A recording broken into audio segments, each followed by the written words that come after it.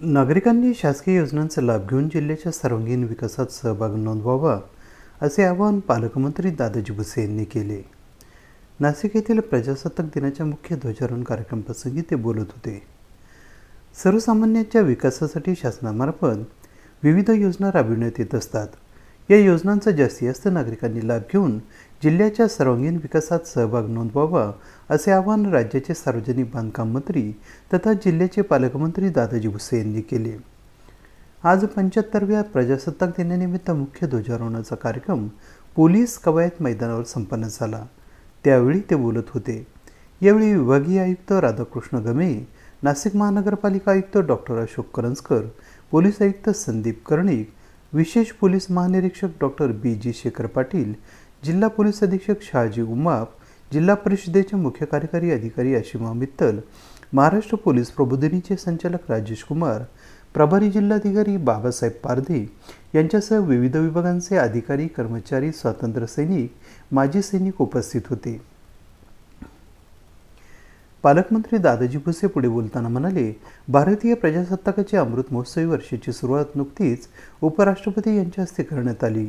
हे प्रजासत्ताकाचे अमृत महोत्सवी वर्ष प्रधानमंत्री नरेंद्र मोदी यांच्या नेतृत्वाखाली साजरे करताना युवकांचे सक्षमीकरण करून त्यांना आत्मनिर्भर करण्यावर भर देत असून या सक्षम युवांच्या माध्यमातून समर्थ भारत घडविण्याचा व देशाला शासकीय यंत्रणांच्या माध्यमातून नागरिकांपर्यंत विविध शासकीय योजनांचा लाभ पोहोचवण्यात येत आहे.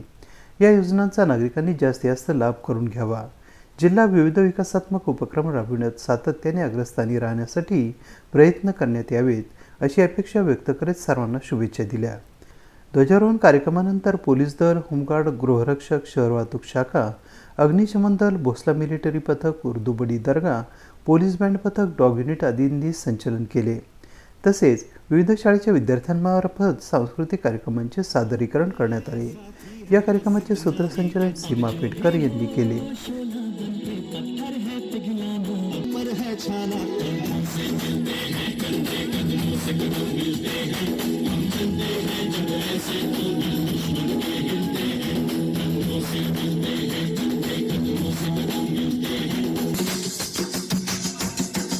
बोल मस्तकों के झुंड, आज जंग की घड़ी की तुम हार दो.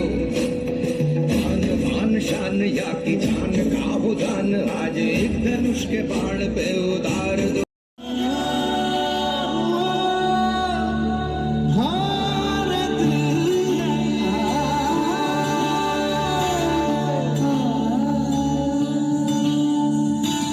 विश्व प्रेम की ओर चल रिया,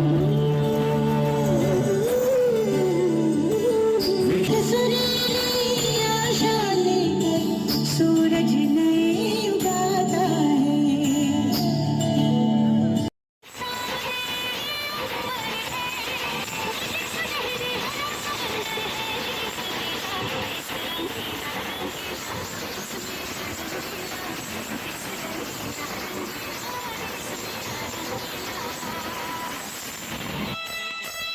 दरम्यान या प्रसंगी महाराष्ट्र गौरव पुरस्कार योजनेअंतर्गत भारतीय सैन्य दलातील शौर्यचक्र प्राप्त जवान ग्रुप कॅप्टन योगेश्वर कृष्णराव कांदळकर यांना एक रकमी रोख रक्कम देऊन त्यांचा सन्मान करण्यात आला.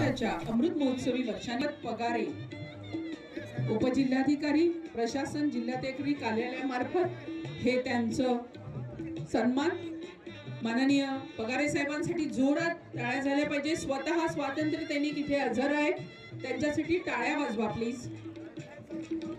यांचं अभिनंदन करायचं आहे. पुष्पगुच्छ देऊन आपण त्यांचा गौरव करतो आहोत.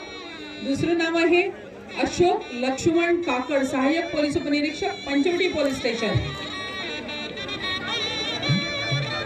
अशोकजी काकड, पोलीस आयुक्त नाशिक शहरचे, हे सर्व सहाय्यक पोलीस उपनिरीक्षक, पंचवटी पोलीस स्टेशन. त्यानंतर झाल्यावर यांचा आनंद हा अतिशय मोठा असतो.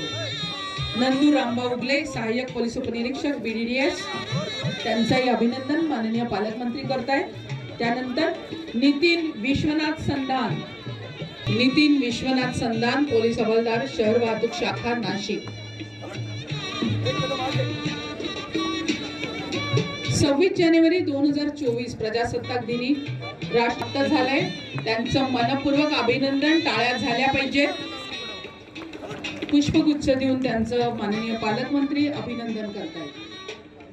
त्यानंतर आहेत प्रमोद AB न्यूजसाठी विवेक कडवे, नाशिक.